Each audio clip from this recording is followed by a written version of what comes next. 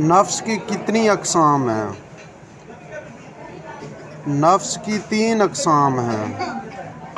ऐसा नफ्स जो पूरी तरह दुनिया की तरफ रग़ब करे और इंसान को ख्वाहिशात का ग़ुलाम बनाता है, वो नफ्स अमारा कहलाता है।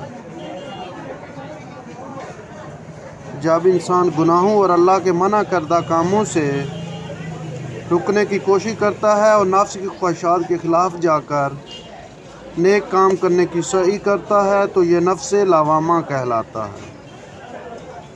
जब इंसान गुनाह से नफ़रत करने लगता है, अमर बिल मारूफ़ और नही अनिल मुनकर की पैरवी करता है, अपनी ख्वाहिशात, इरादों और आरज़ू को पूरी तरह रब के हवाले कर देता है,